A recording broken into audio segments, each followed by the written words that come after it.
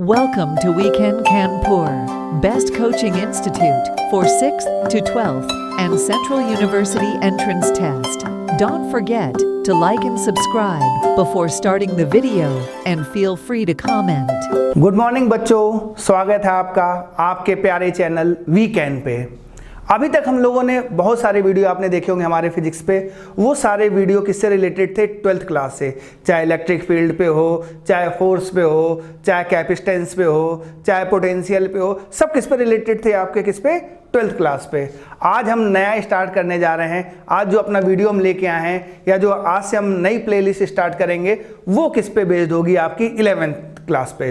तो जो 11th class वाले स्टूडेंट हैं उनके लिए भी एक शानदार अवसर है, उसका आप लोग फायदा उठाएं। तो हमने जो टॉपिक सेलेक्ट किया आज क्लास लेने के लिए वो स्टार्ट करने जा रहे हैं हम लोग काइनेमेटिक्स। बड़ा आसान सा है और क्वेश्चंस भी आते हैं, तो देखते हैं हम लोग। तो आज हम लोग डिस्कस करने जा रहे हैं किस पे?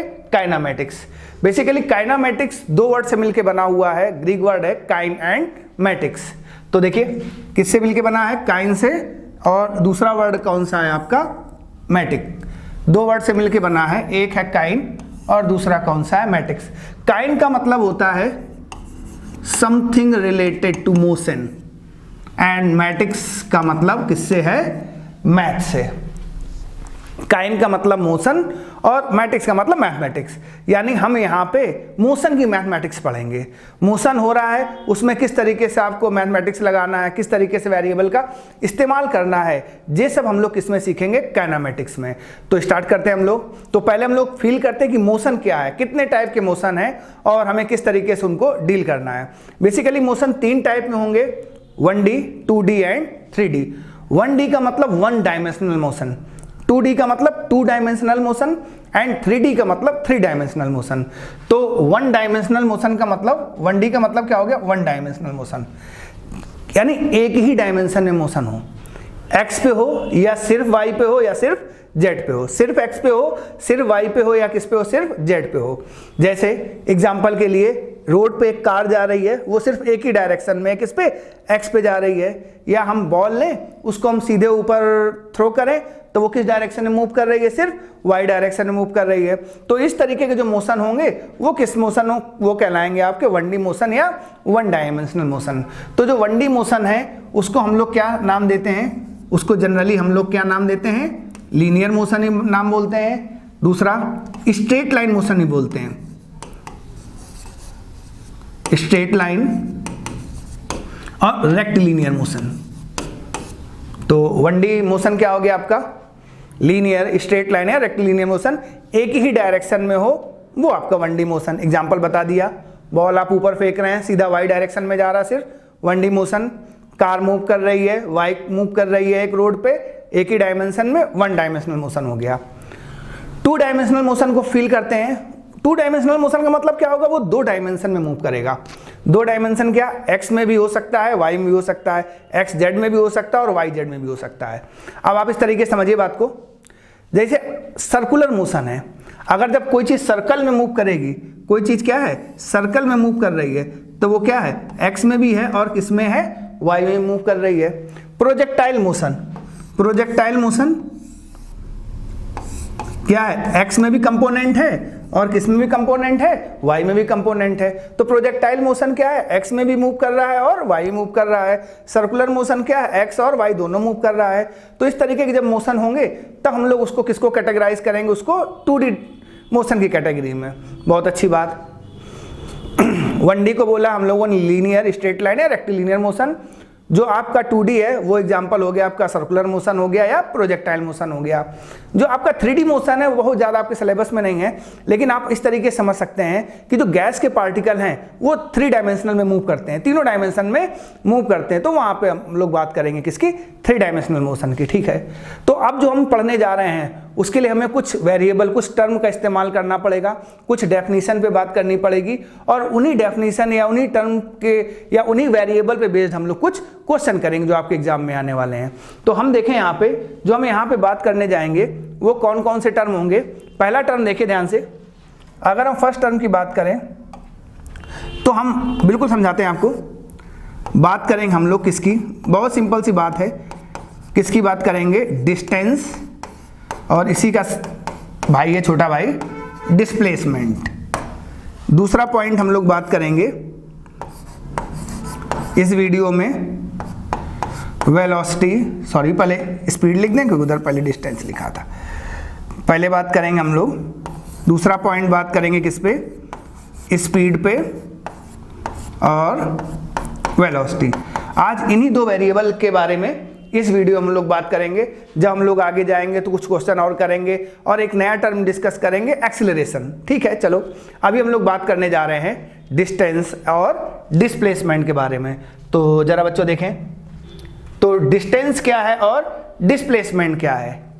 डिस्टेंस क्या है और डिस्प्लेसमेंट क्या है, पहले हम लोग डेफिनेशन देख लेते हैं और फिर फील करने की कोशिश करते हैं कि एक्चुअल में डिस्प्लेसमेंट क्या है और डिस्टेंस क्या है और दोनों में बेसिक डिफरेंस क्या है। डिस्टेंस हमने डेफिनेशन लिख रखी है, आपने अच्छे से नोट्स बना लीजिए। ठीक है, total length of path covered by the particle is called distance. यानी जो टोटल लेंथ कवर कर रहा है कोई पार्टिकल, उसको क्या बोला जाएगा, डिस्टेंस। ठीक है, ये एक स्केलर क्वांटिटी है। डिस्प्लेसमेंट क्या हो गया, it is A shortest distance between initial position and final position of A object. क्या है, it is A shortest distance between initial and final position of object and it is a vector quantity.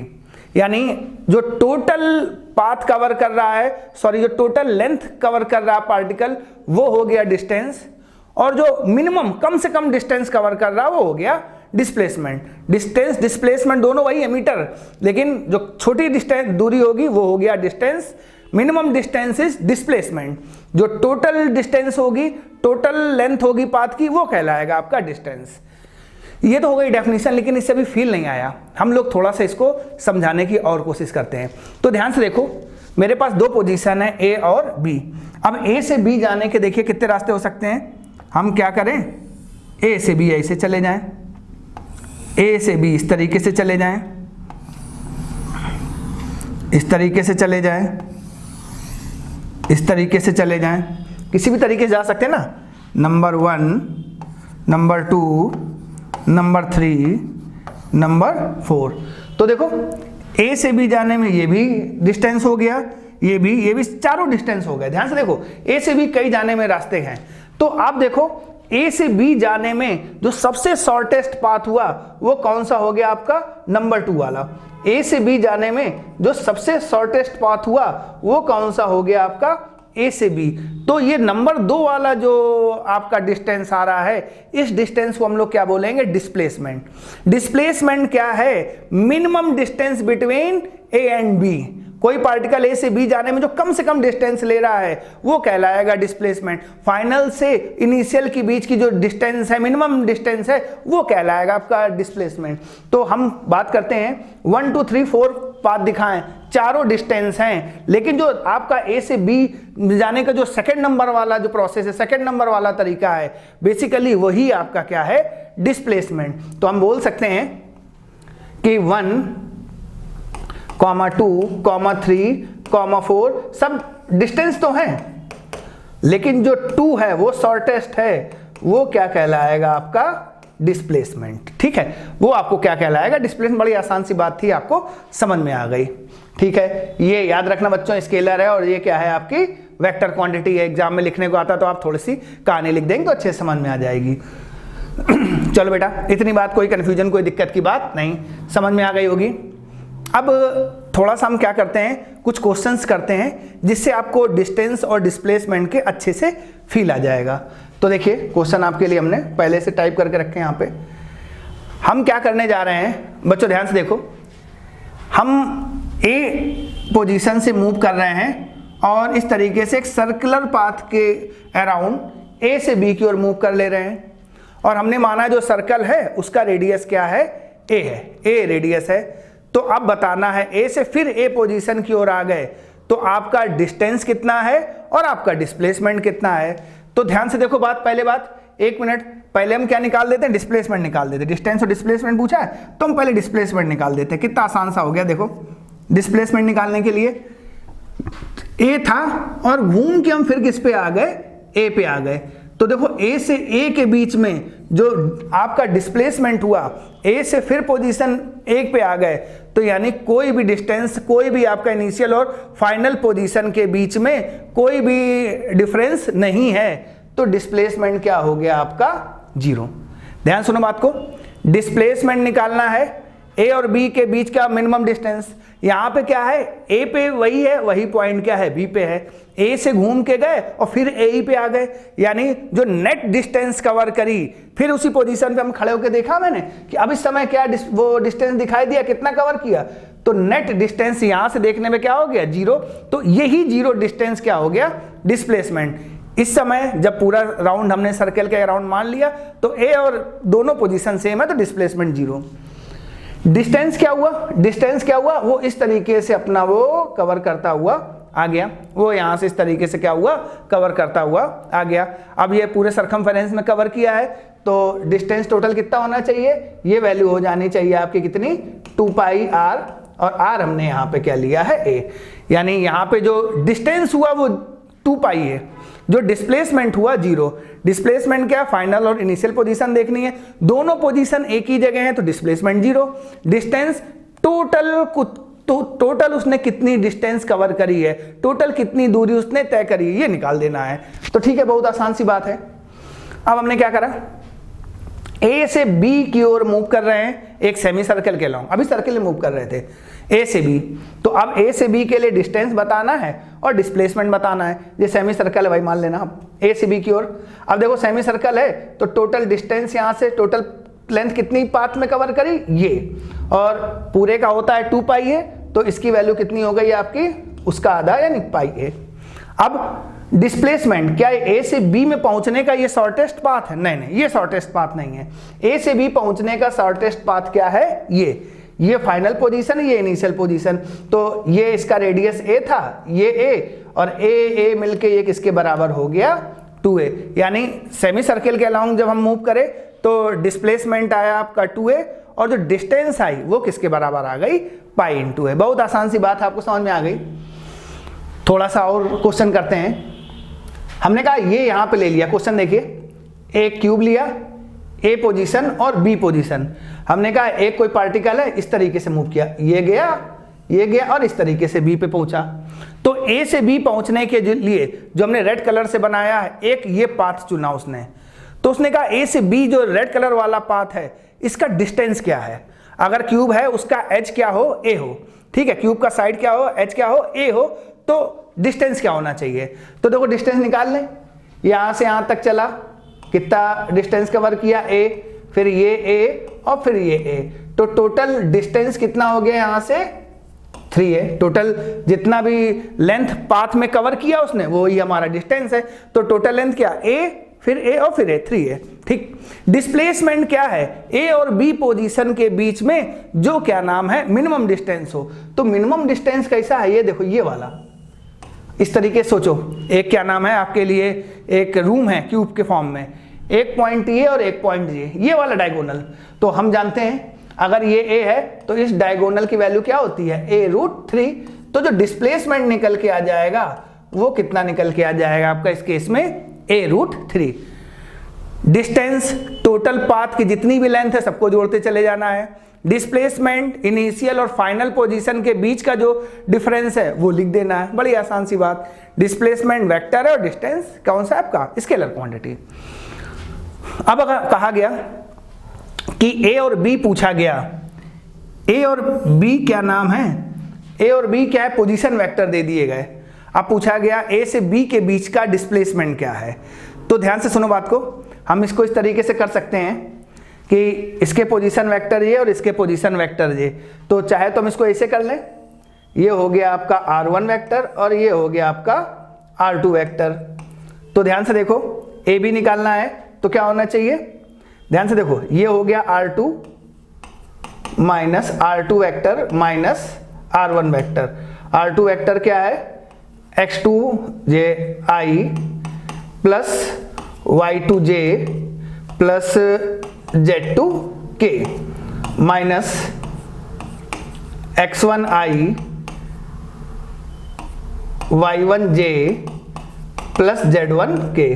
तो जो A B vector आया आपका, इस जे displacement vector जो पूछ रहे हैं, ये डिस्प्लेसमेंट वेक्टर पूछ रहे हैं, तो इस डी की वैल्यू क्या आ गई आपकी, x2 minus x1i plus y2 minus y1j and last में क्या हो गया z2 माइनस z1k। बड़ी आसानी से बात समझ में आ गई आपको, ठीक है। नहीं तो आप सीधे सीधे क्या है ए बी निकालना है तो फाइनल ये पोजीशन है, इनिशियल ये पोजीशन है, फाइनल वाले पोजीशन से इनिशियल वाले को घटा देना, सिंपल वेक्टर का रूल आप लगा कर सकते हो। आगे बढ़ जाए। अब हम लोगों ने बात करी अभी किसके बारे में बात करी अभी डिस्टेंस और डिस्प्लेसमेंट के बारे में बात करी। अब हम बात करने जा रहे हैं स्पीड और वेलोसिटी। स्पीड और किसके बारे में बात करने जा रहे हैं, वेलोसिटी। डिस्टेंस का मतलब दूरी, हिंदी में समझो, ठीक है।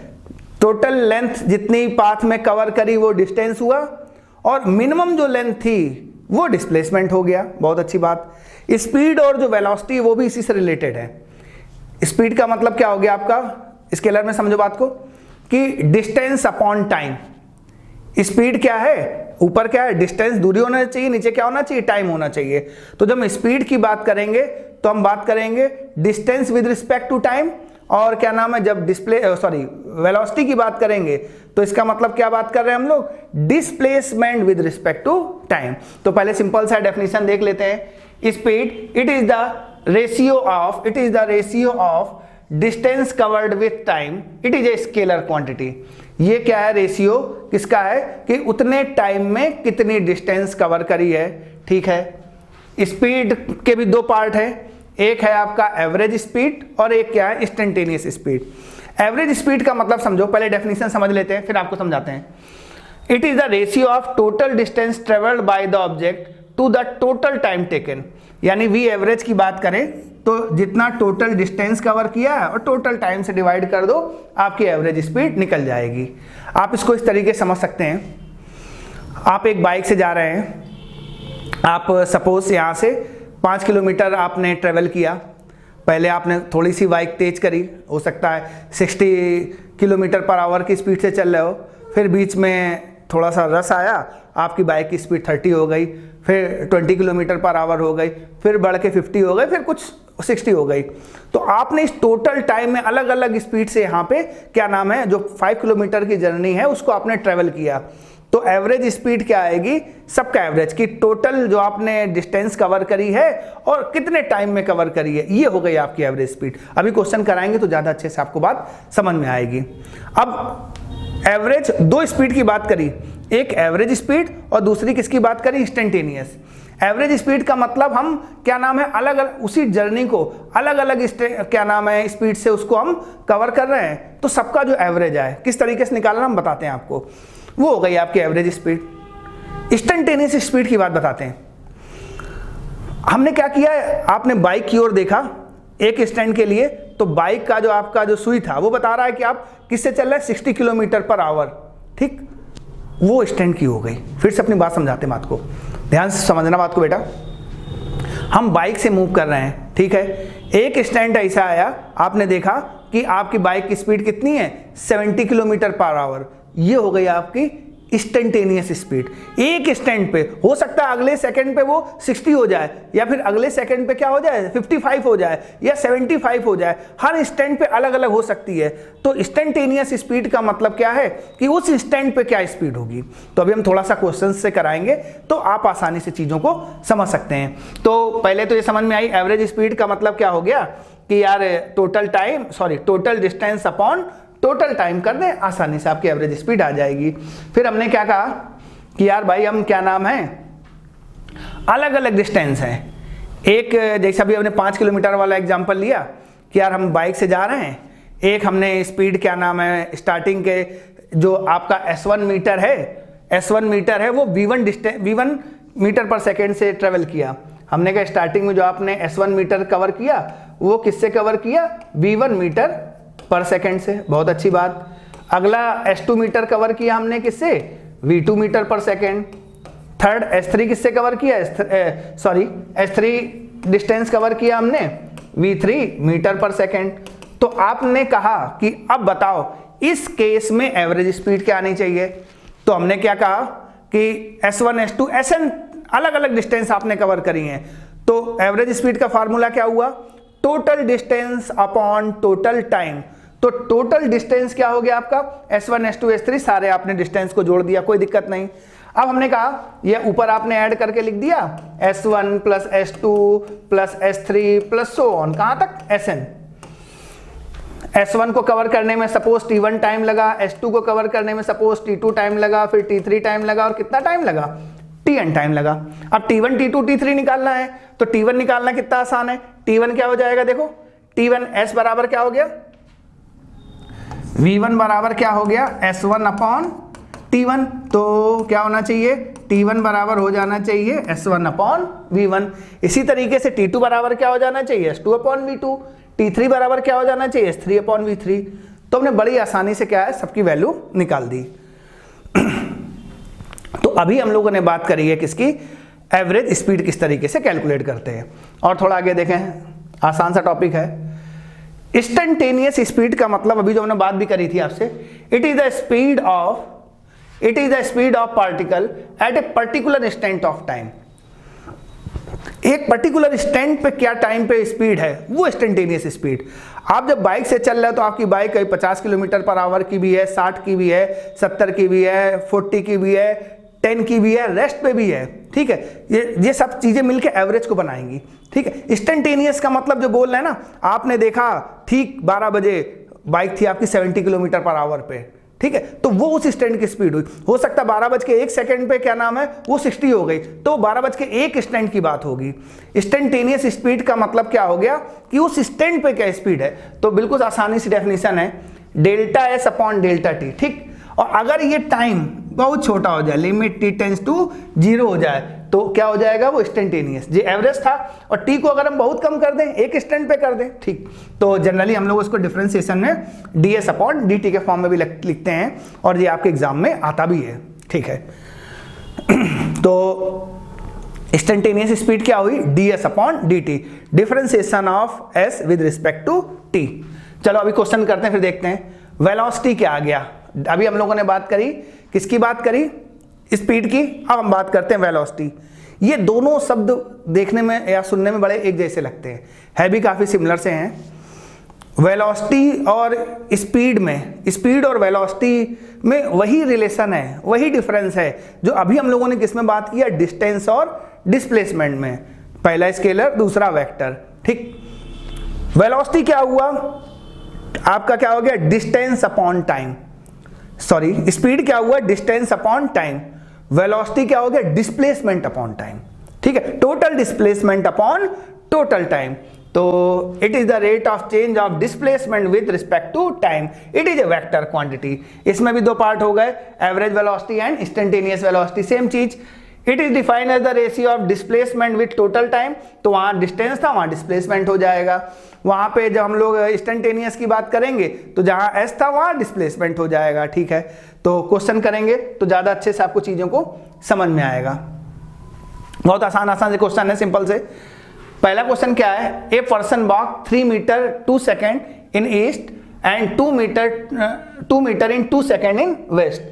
तो आपको बताना है average velocity and average speed. एक आदमी है जो 3 मीटर चल रहा है 2 सेकेंड में, ठीक है, ईस्ट डायरेक्शन में। फिर क्या किया, 2 सेकेंड के बाद उसको क्या करने लगा कि 2 मीटर चला कितने सेकेंड में, 2 सेकेंड में। तो अब बताना इस केस में एवरेज स्पीड क्या है और एवरेज वेलोसिटी क्या है। तो देखो इसको बनाते हैं।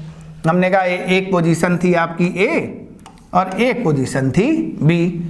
एक आदमी ईस्ट की डायरेक्शन में चला, कितना आपका, कितनी दूर चला, ये भी हटा देते, जरूरत नहीं पड़ेगी क्योंकि बी अभी डिफाइंड नहीं है। पहले ये चला आपका क्या, 3 मीटर, 3 मीटर चल गया कितने टाइम में, 2 सेकेंड टाइम में। बहुत अच्छी बात, ठीक। अब क्या हुआ, ये ईस्ट से वेस्ट चला ए, ठीक। दूसरा क्या हुआ, फिर क्या करा उसने, फिर वेस्ट, मतलब उल्टा फिर आया। फिर क्या हो, उल्टा आने के लिए हम कलर चेंज कर लेते हैं। फिर 2 मीटर यहां पे आ गया, ठीक है, और 2 मीटर आने में इसने कितना टाइम लगाया, 2 सेकेंड। तो अब देखो ध्यान से, अब ये फाइनल पोजीशन क्या हो गई, बी। अगर हम यहां पे आपसे पूछते कि डिस्टेंस क्या है और डिस्प्लेसमेंट क्या है, तो देखो डिस्टेंस आपका क्या आता, ए से बी आने में टोटल लेंथ कितनी कवर करी, पहले 3 मीटर गया और फिर लौट के 2 आया तो 5 मीटर, ठीक। लेकिन अगर हम डिस्प्लेसमेंट की बात करते तो ए और बी पोजीशन के बीच में कितना अंतर है, 3 में से 2 घटा दिया, कितना बचा आपका 1 मीटर। तो स्पीड क्या है, फिर से रिकॉल करते हैं, स्पीड क्या है, डिस्टेंस अपॉन टोटल टाइम, और जो आपका वेलोसिटी क्या है, डिस्प्लेसमेंट अपॉन टोटल टाइम। तो अगर हम एवरेज स्पीड निकालें तो एवरेज स्पीड क्या हो गया, डिस्टेंस अपॉन टोटल टाइम। अब बस जल्दी से बता दो बच्चों, डिस्टेंस क्या था और टोटल टाइम क्या था, जल्दी से बताओ, जल्दी से, 1 मिनट ले लो। अब देखो यहां पे ध्यान से, डिस्टेंस क्या हुआ, 3 और 2 5, 3 मीटर जाने में 2 सेकंड, वापस आने में 2 सेकंड, टोटल कितना हो गया 4। क्या मेरी बात ठीक है, सॉरी, 3 और 3 कितना हो गया 6, 3 और 2 5, ठीक है, 5/4, टोटल हो गया आपका कितना 3 मीटर, और फिर लौट के आया 2 मीटर, तो हो गया ये 5, और टोटल टाइम हो गया 4। तो 5/4, क्या मेरी बात ठीक है, 1.25 मीटर पर सेकेंड, 1.25 मीटर पर सेकेंड, 3 एंड 2 5 और 2 2, ठीक। अब अगर हम बात करें कि 3 सेकेंड 2 से, ठीक। अब अगर हम बात करें कि इसका वो आपकी एवरेज वेलोसिटी कितनी है, तो एवरेज वेलोसिटी निकालने के लिए आपको क्या करना पड़ेगा, बिल्कुल आसान सा, एवरेज वेलोसिटी क्या हुआ, डिस्प्लेसमेंट अपॉन टोटल टाइम। भाई डिस्प्लेसमेंट कितना हो गया, यही तो बचा डिस्प्लेसमेंट, ये हो गया 1, और टोटल टाइम 2 2 4, यानी 1/4 मीटर पर सेकेंड। आसानी से आ गया होगा आपको समझ में, कोई कंफ्यूजन, कोई दिक्कत नहीं। थोड़े से कुछ और सवाल करते हैं। अब क्या किया, अब आपको क्या करना है, एवरेज वेलोसिटी और एवरेज स्पीड निकालनी है। एक पर्सन, इस क्वेश्चन में देखिए, इस क्वेश्चन में एक पर्सन ए से बी गया और ए से बी डी डिस्टेंस ट्रेवल करी क्या, v1 मीटर पर सेकेंड से। एक पर्सन है वो ए से गया बी की ओर, डी डिस्टेंस कवर करी किससे, v1 स्पीड से, ठीक। फिर क्या किया, v से लौट के आ गया फिर ए पे, और टोटल यानी डिस्टेंस कितनी कवर करी, d, और क्या नाम है, अब इसकी वेलोसिटी कितनी थी या स्पीड कितनी थी आपकी v2। तो अब आपको बताना है average velocity and average speed. तो अब देखो एवरेज वेलोसिटी के लिए तो कोई दिक्कत वाली बात ही नहीं, क्यों, ए से गया बी और फिर ए पे आ गया, यानी ए पे दोबारा आ गया। तो जब हम यहां पे देख रहे होंगे तो नेट डिस्प्लेसमेंट कितना हो गया 0, और एवरेज वेलोसिटी क्या है, डिस्प्लेसमेंट अपॉन टोटल टाइम। तो एवरेज वेलोसिटी में कोई समस्या की बात नहीं, और फट से लिख दो क्या 0, क्यों, क्योंकि जितना टाइम उसने क्या ना, सॉरी, ए से बी और फिर दोबारा यहीं पे आ गया है, तो जब ए पे देखेंगे तो नेट डिस्प्लेसमेंट कितना हुआ 0। चलो कोई दिक्कत, कोई समस्या की बात नहीं। अब हम लोग आगे बढ़ते हैं, यहां पे निकालते हैं इस केस में एवरेज स्पीड। कोशिश करें, एवरेज वेलोसिटी तो 0 हो गई, एवरेज स्पीड निकालने की बात करते हैं। तो जो एवरेज स्पीड होगी बेटा क्या है, टोटल डिस्टेंस अपॉन कितना हो गया, टोटल टाइम। जरा निकालो, टोटल डिस्टेंस क्या हुई, ए से बी जाने में टोटल डिस्टेंस d, और फिर बी से ए में गए d, तो d प्लस d कितना हो गया 2d। टोटल टाइम हम मान ले रहे हैं, यहां से जाने में t1 टाइम लगा ए से बी, और b टू ए आने में t2 टाइम लगा, तो टोटल टाइम क्या हो गया आपका t1 प्लस t2। अब देखो t1 क्या होना चाहिए, जल्दी से बताओ t1 क्या होना चाहिए, v क्या होता है d अपॉन v1 बराबर क्या हो गया, v upon d upon t1, ठीक है। तो यहां से क्या हो गया, एंड सिमिलरली v2 क्या हो गया, जो रिटर्न कर रहा है d अपॉन t2। तो यहां से आ गया आपका t1 जो हो गया आपका v1 अपॉन d, एंड क्या मेरी बात ठीक है, मिस्टेक कर दी मैंने, देखो ध्यान से, t1 क्या होना चाहिए, यहाँ से t1 होना चाहिए, यहाँ से ये इधर गया d upon v1, and t2 होना चाहिए d अपॉन v2। तो रख दो, ये हो गया 2d, ये हो गया d upon v1 plus d upon v2, d ऊपर नीचे से कॉमन लेके कैंसिल कर दो, ये हो गया 1 upon v1 plus 1 upon v2। LCM ले लो, ये हो गया 2, ये एलसीएम कितना हो गया v1 इंटू v2, ये हो गया v2, और ये क्या हो गया v1। तो क्या होना चाहिए, ये हो गया आपका v2 प्लस v1 और v1 v2 क्या हो गया ऊपर। तो जो आपका एवरेज आपका जो वेलोसिटी था वो तो 0 आया, जो एवरेज स्पीड है वो क्या आ गया 2v1 v2 upon v1 plus v2। ध्यान सुनो बात को, टोटल डिस्टेंस निकालने में कोई दिक्कत नहीं। टोटल टाइम कैसे निकालेंगे, एक डिस्टेंस चला उसने v1 स्पीड से, दूसरा डिस्टेंस चला v2 स्पीड से, तो बड़ी आसानी से आप t वहां से कैलकुलेट कर सकते हैं और सारे टाइम को आप सम कर देंगे, तो जो आपका जो डिनोमिनेटर में टर्म है वो आसानी से निकल आएगा। चलो आसान क्वेश्चन है, नेक्स्ट क्वेश्चन पे मूव करते हैं। अब आपको क्या करना है, इस केस में आपको स्पीड कैलकुलेट करनी है। v1 चला d स्पीड से, क्या नाम है, a से यहां तक मूव करा, v1 चला स्टार्टिंग, d चला v1 स्पीड से, फिर अगली डिस्टेंस चला v2 स्पीड से, अगली डिस्टेंस चला किससे v3 स्पीड से। तो आपको बताना है एवरेज स्पीड। तो कितना आसान सा सवाल हो गया, फिर से देखो एवरेज स्पीड क्या हो गया, टोटल डिस्टेंस हो गई d plus D plus D 3d, ठीक है, और ये वैल्यू कितनी हो गई t1 plus t2 plus t3, 3d, t1 क्या हो गया d upon v1, d upon v2, d upon v3, dd ऊपर नीचे से क्या कर दिया, कैंसिल कर दिया, बिल्कुल आसानी से सॉल्व हो गया। अब इसी में थोड़ा सा चेंज करते हैं, अच्छा क्वेश्चन को, इसी क्वेश्चन को हम थोड़ा सा चेंज करने की कोशिश करते हैं। देखो क्या करते हैं हम लोग,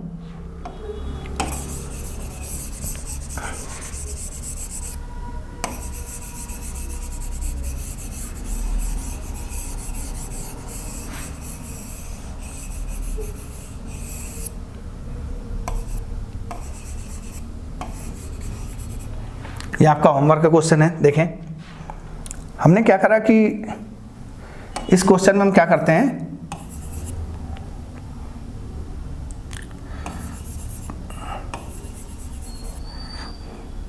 हमने ये करा कि यहां तक टोटल डिस्टेंस है d और यहां तक भी टोटल डिस्टेंस है क्या d।